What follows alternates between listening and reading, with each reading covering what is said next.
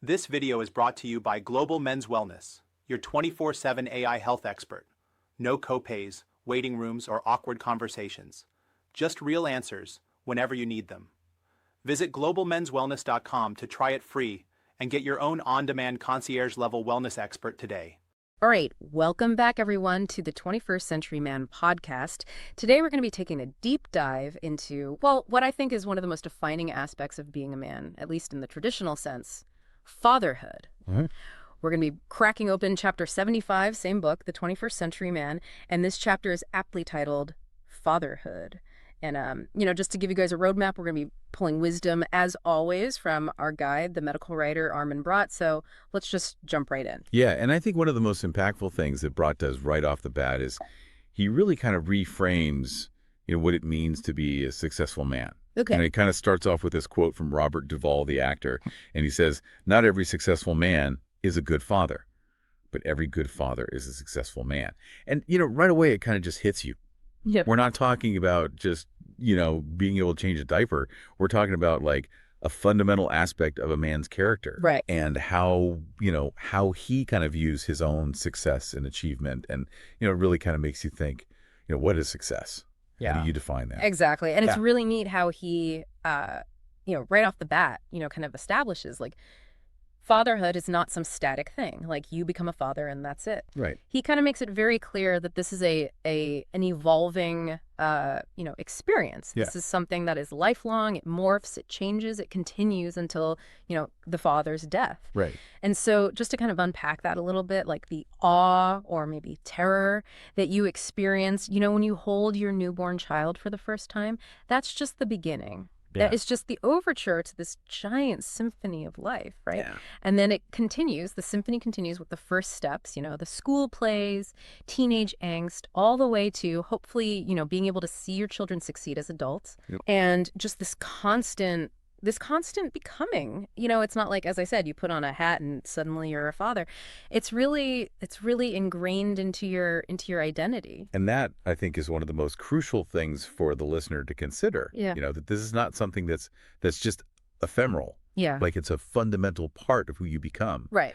And then Brat goes into the kind of remarkable ways in which men report being transformed by this journey. Exactly. And this is where it gets, I think, really interesting. It's not just, not getting a full night's sleep, which is true, but he kind of goes through all these really positive changes that men kind of go through when they become fathers. Yeah. And these are significant. He talks about patience. I mean, anybody who's a parent knows you need that in abundance. You gotta have it. Right. And then empathy, understanding, really being able to kind of see the world or see situations through another person's, viewpoint. Yeah. So this is almost like unlocking new capacities within yourself. Yeah, and one of the fascinating ones that Brat mentions is, an increased self-awareness.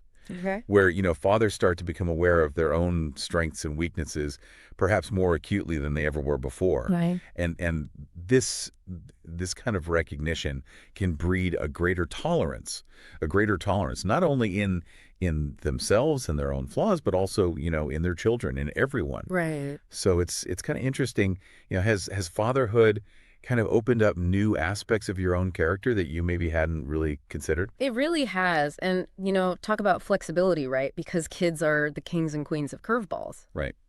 So, as a parent, you're constantly having to adapt. You're constantly having to have plan B and C and D. Right. And, Brat also, talks about this kind of increased concern for the world at large, leaving a better planet for your kids. And this can be very motivating for a lot of fathers. Yeah. I think we kind of connect all these different threads together. Yeah. It's like fatherhood becomes this remarkable, catalyst for personal growth across all these different dimensions. Right. Brat also mentions an increase in, their emotional capacity, the ability to experience and express emotions that maybe they hadn't tapped into before, including, a very profound, and powerful sense of unconditional love. Right. Which for some men, that's a whole new terrain. Right. And what's also interesting is that Brat talks about a fundamental shift in priorities. Before kids, careers and personal ambitions are often the primary focus. Right. But fatherhood often really recalibrates that entire equation. Yeah. and Yeah. puts family right at the center of the list. Yeah. It's a major shift for a lot of men. It is. It is. And, he also mentions this deep pride that men often feel not only in their children's successes, big or small, but also in their own role, in nurturing them and helping them grow. Yeah. And this is an incredible and ongoing reward. He talks about, it's so interesting. He talks about the simple way in which children reintroduce you to the joy of life's simple moments. Yeah. It's like they give you permission to kind of see the wonder again. Yeah. And, amazingly, he even talks about, health benefits, physical benefits, adopting healthier habits. Yeah. He talks about a renewed interest in learning, as you experience, the world again through your children's eyes. It's really neat. So it's like a new operating system gets installed, when you become a dad. And that's a good analogy. I think this kind of segues into, one of the more practical aspects of how these kind of profound personal changes manifest themselves. Right. And the chapter kind of dives into this concept of recalibrating your life, and he focuses specifically on careers. Mm-hmm. And Bra, he uses his own life as an example, as a compelling illustration, and talks about his own decision to leave his business career to dedicate himself to writing full time. Oh, wow. And this was largely motivated by a desire to be more present in his daughter's life. Right. So it really kind of makes you wonder, what kind of choices would fatherhood lead you to make? That's a huge shift. It is. And he also talks about other examples like the actor Ewan McGregor, who deliberately reduced his acting commitments. Right. Or Robert Reich, who left a very prominent government position. Right. And in both instances, they were motivated by that very powerful desire to spend more time with their families. So these are not just like abstract ideas. These are real world examples of men making these really quite dramatic shifts in their careers. Right. And these are not small names either. These are people at the top of their respective fields. Exactly.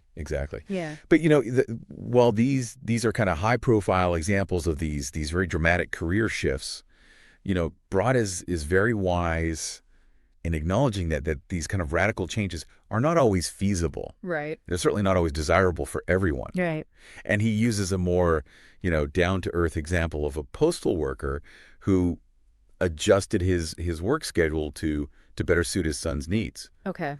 So the real point here is not necessarily that you have to quit your job, but that fatherhood can serve as this kind of, impetus to really reevaluate your priorities. Right. And make adjustments, both big or small, to better integrate your work and family life. Right. It's really about that fundamental reevaluation of your time and energy. And that's something that every listener can kind of relate to. Yeah. It doesn't have to be this grand thing. It can be something very small. Now, one of the things that, Bra talks about is this concept of why be involved with your teen. A lot of parents kind of go, oh, teenage years, brace yourself.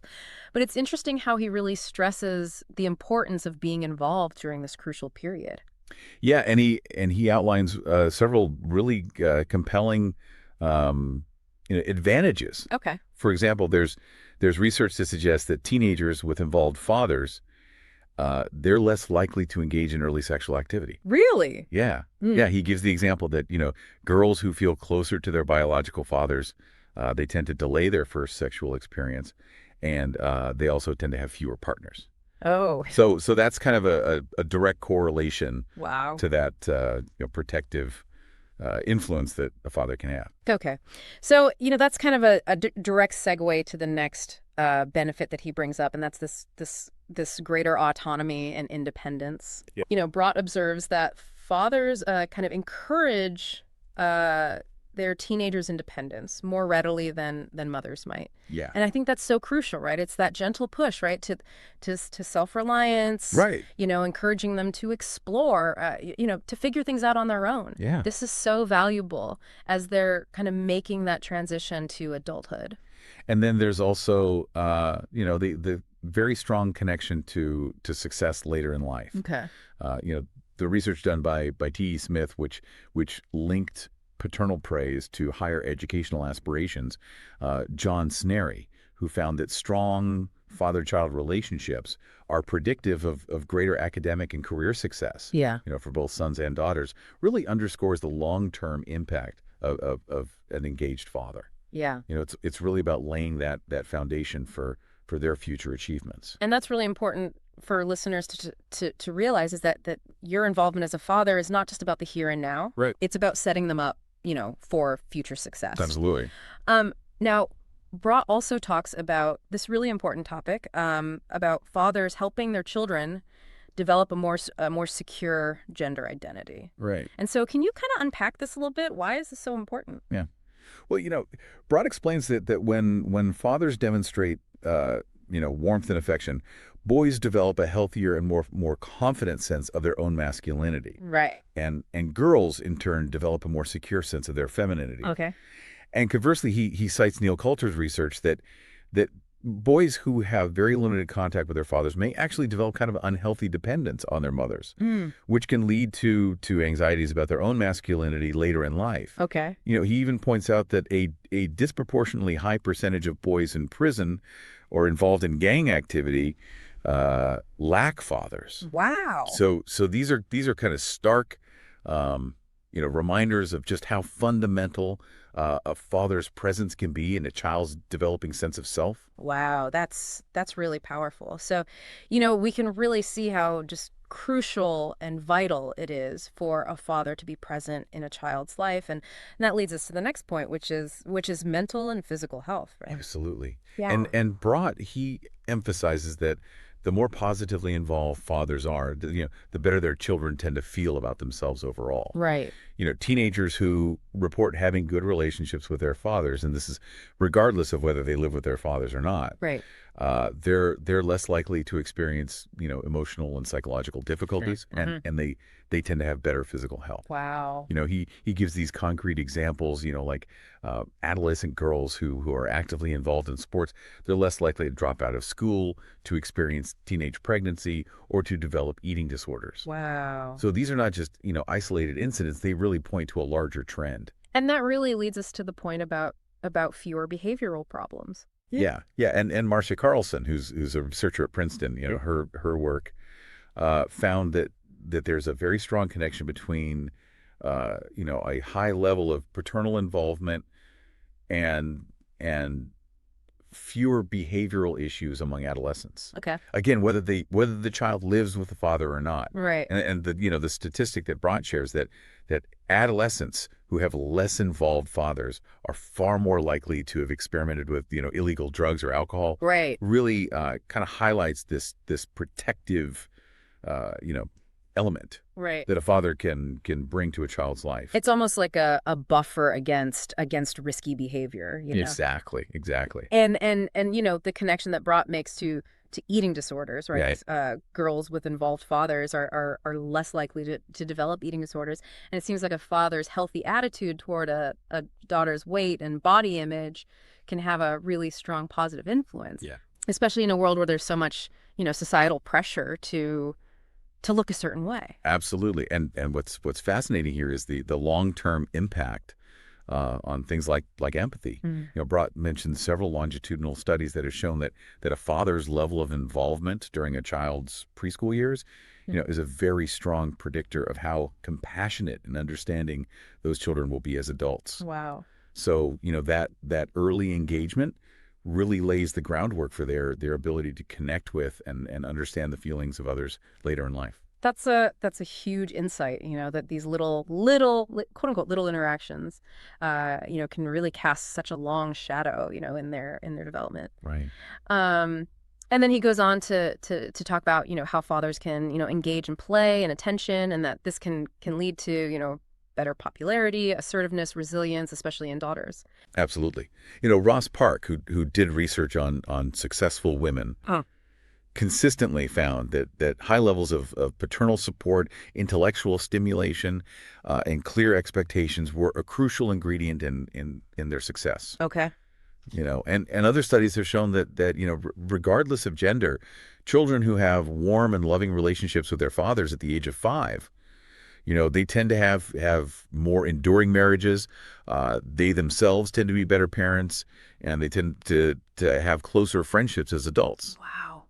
So these are really, really, significant life outcomes that are directly tied to that father-child bond. Yeah. It really paints a powerful picture of the lasting legacy of involved fatherhood. It really does. And academically, we can see all the benefits. Kids stay in school longer. Right. They have higher test scores, better GPAs, better attendance, greater expectations for college. I mean, across the board. And it's encouraging to note that life is easier for difficult kids when fathers are more involved. Right. They tend to have higher self-esteem. They tend to do better overall. Right. So even in situations where maybe the family is not ideal, the father's presence can still be incredibly beneficial. And finally, Bra talks about how fathers can minimize the effects of divorce. Right. And this is so crucial, right? Because unfortunately, divorce is a reality for a lot of families. It is. And so even when families separate, a strong and ongoing relationship with the father really helps children cope better, both academically and emotionally. Yeah. So even in difficult circumstances, that continued engagement is so, so important. And I think this whole section really kind of makes this really, really powerful case for the importance of a father during the teenage years. Right. And he touches on everything from behavior and health to social skills and academic success. But then the chapter kind of takes this interesting turn into a more honest, perhaps less openly discussed, aspect of fatherhood. Okay. And that's what no one wants to admit about fatherhood. Yeah. And I think this is where Bra provides a very, very candid perspective. Okay, let's take off the rose-tinted glasses here. Exactly. So what are some of the harsh truths about being a father, especially during those teen years? Well, he points out that sometimes, maybe even often, fatherhood, and especially those teenage years, it's just not a picnic. Right. And he goes as far as to reference Roger Gould's research from way back in the 1970s, which found that this is perhaps the least satisfying time for fathers. Really? Yeah. Well, So it's kind of a relief, Yeah. to know that maybe those feelings of frustration or challenge, are not some kind of personal failing, Right. but actually a fairly common experience. Right. You're not alone if you're feeling that way. Absolutely. Absolutely. And Yeah. and Bra touches on, the inevitable power struggles, Right. the headbutting between fathers and sons, as they assert their independence. Right. But then he also kind of introduces this interesting perspective of what might be happening for the father during this period, this kind of confrontation, subtle or not, with his own aging. Wow. As his teenager stands at the cusp of a world full of possibilities. Okay, that's a very interesting contrast. Right. It's this poignant juxtaposition. So you have this teenager that's experiencing, their physical peak, maybe even sexual peak. Right. And then you have the father who's maybe feeling a few aches and pains Right. and realizing that some of his paths are more defined now, more narrow. And so that must be a very poignant moment for the father to look back at his own life and how he got to where he is while he sees his children kind of hurtling towards their future. It's a moment of significant transition. Yeah. For both the father and the child. Yeah. And Bra kind of acknowledges the difficulties and the potential dissatisfactions that can accompany it. Yeah. And then the chapter kind of moves into this other major life stage, and that's your ever-changing relationship with your child as they prepare to leave home, You're right. and establish their own lives. And this is a big moment for a lot of parents. I think they have this kind of mixed emotions. They see the freedom that's coming, right? Yeah. The empty nest. But they also have a sense of loss. Yeah. But the way he talks about this is not as a post-parental stage. Right. It's not like it's the end, right? He's basically saying, no, this is the beginning of the longest phase of fatherhood. Yeah. And that's a really positive way to look at it, this big transition. It really reframes, how you think about it. It really underscores that your identity as a father doesn't just end when your kid moves out. Right. It undergoes this fundamental transformation. Right. He talks about this shift from what's largely an involuntary relationship, Yeah. based on shared living independence, to a voluntary one, Right. based on mutual desire for connection. Right. And paradoxically, this shift can actually strengthen the bond in the long run. Right. Once the day-to-day demands of parenting ease, Hmm. the conscious choice to connect becomes even more meaningful. And it makes sense, if you know that your children don't have to call you, Right. that if they decide to pick up the phone, it means more. And, Bra makes this really good point that once adult children have kind of demonstrated their independence, they actually might feel more comfortable coming back to you for advice and support, Absolutely. having proven themselves. It really changes the dynamic. Yeah. It's no longer that teenage pushback against parental authority. Right.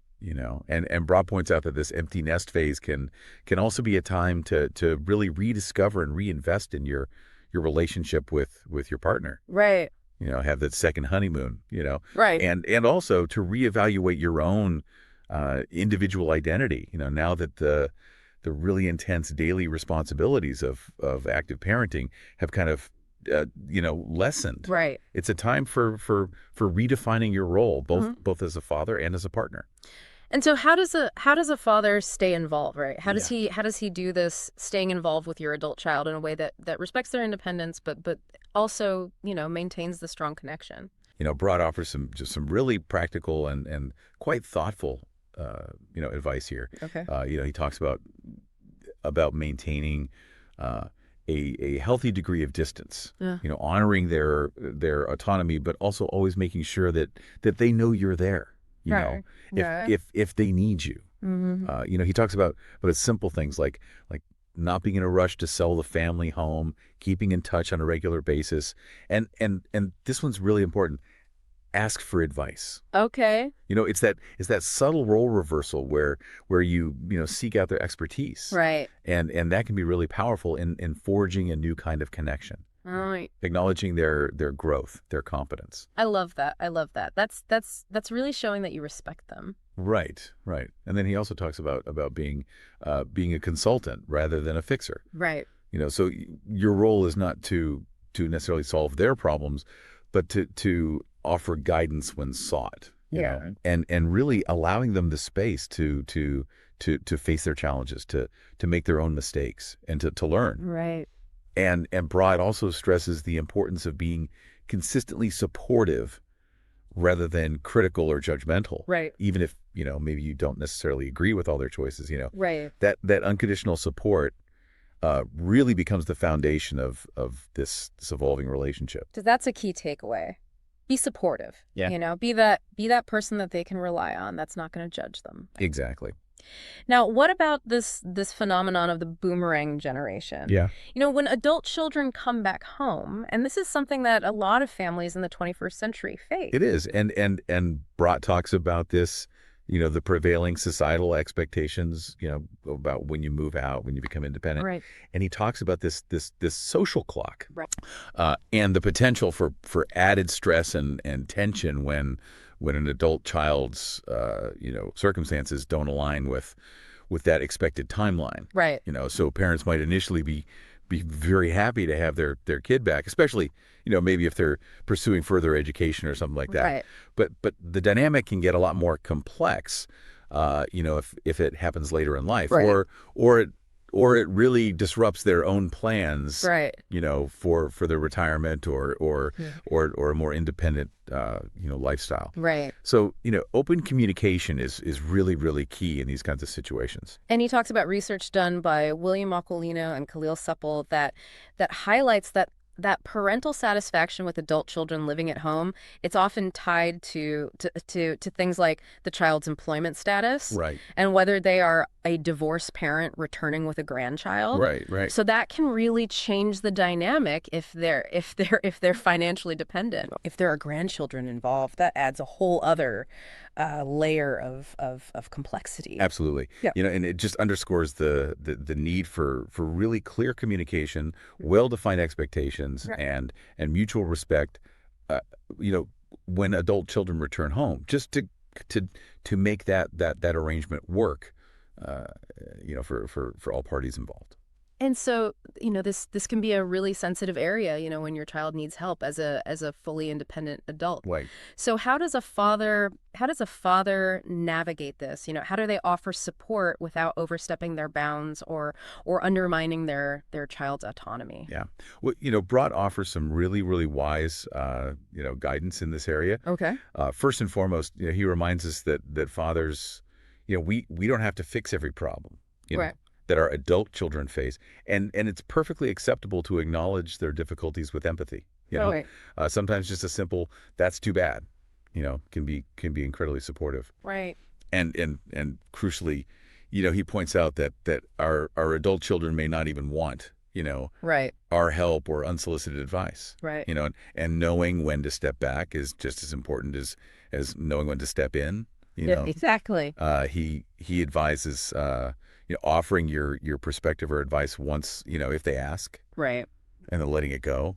Right.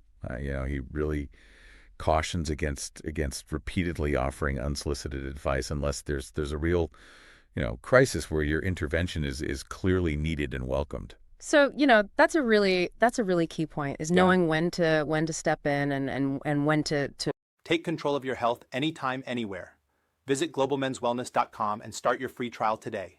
Get expert-level answers in seconds, not weeks, without the cost, the wait, or the awkward conversations. Real support on your terms. Visit globalmenswellness.com now.